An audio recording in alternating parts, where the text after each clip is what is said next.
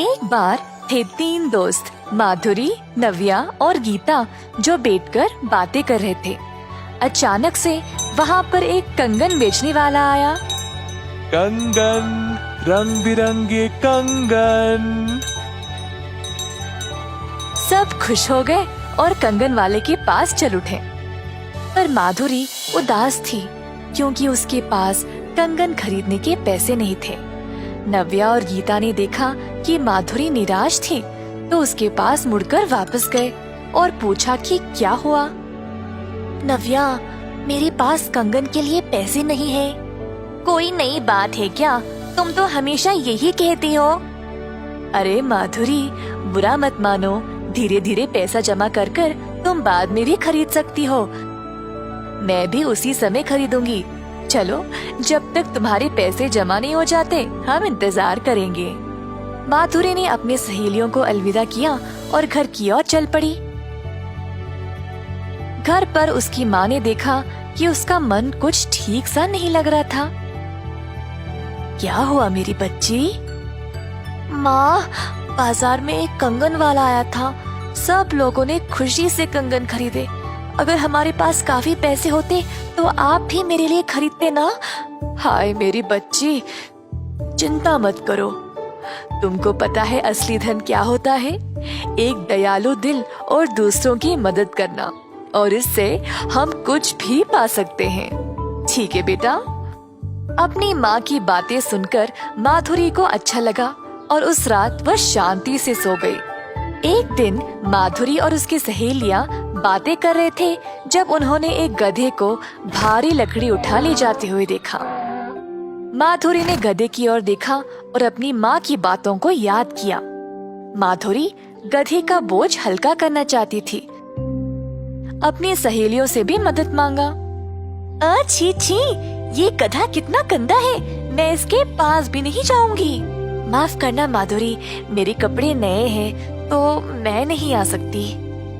माधुरी ने अब गधे की मदद अकेले ही करने का निर्णय लिया। यह तो काफी मुश्किल काम था, पर फिर भी उसने किया। इसी दौरान एक बूढ़ी महिला वहाँ पर अपने गधे को ढूंढते हुए आई। ओ बिल्लू, रुक। बिल्लू, मैं तेरे पीछे और नहीं दौड़ सकती। बूढ़ी महिला को पता नहीं था कि गधा एक ही जगह खड़ा हुआ था। जब वह पास आई तो उसने माधुरी को गधे के पास देखा। अरे बेटी, कौन हो तुम? अम्मा जी, मैंने आपके गधे को अकेले इतना भार लेकर चलते हुए देखा, तो बस मैंने थोड़ा सा बोझ हल्का कर दिया गधे की मदद करने के लिए। क्या तुमने अकेले इतना भार उठा लिया? वाह, तुम तो काफी बलवान बच्ची हो। क्या तुम मेरे घर आकर मेरी मदद करोगी?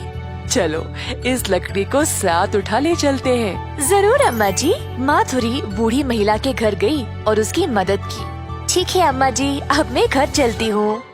अलविदा। अरे लड़की, रुको तो सही। तुम बहुत प्यारी हो।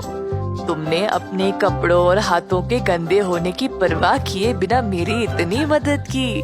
तुम्हारा स्वभाव सच में बहुत दयालु है।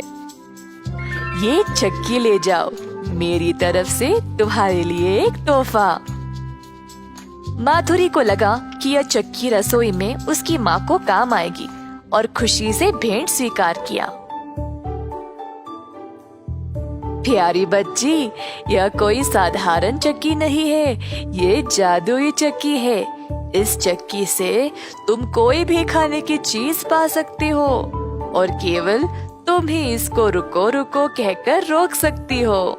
की बातें सुनी और वहाँ से चली गई। घर जाकर अपनी माँ को सब कुछ बताया। माधुरी की माँ उत्सुक थी चक्की के जादू को देखने के लिए। गिरक कर बोली, ओ जादुई चक्की, हमें खाने के लिए चावल दे दो। ऐसा बोलते ही चक्की चलने लगी और उसमें से चावल के दाने निकलने लगे। दोनों माधुरी और उसकी माँ यह नजारा देखकर आश्चर्यचकित रह गए। चक्की चलती गई और सारा कमरा चावल से भर गया। माधुरी की माँ को अब फिक्र होने लगी। अरे माधुरी, हाय, अब हम इसको रोकेंगे कैसे? जी माँ, मुझे पता है इसको कैसे रोकना है। ओ जादुई चक्की, तूने काम किया सही, बस रुक जा अभी। ऐसा बोलते ही चक्की रुक गई। अरे बेटी, अब हम इतना चावल का क्या करेंगे?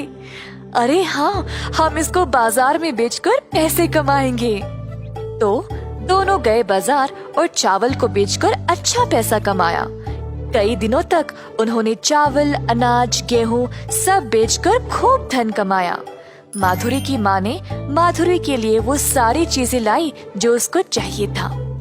माधुरी की सहेलियां उसको नए कपड़े, सुनहरे कंगन, चमचमाते जूतों में देखकर हैरान ही रह गए।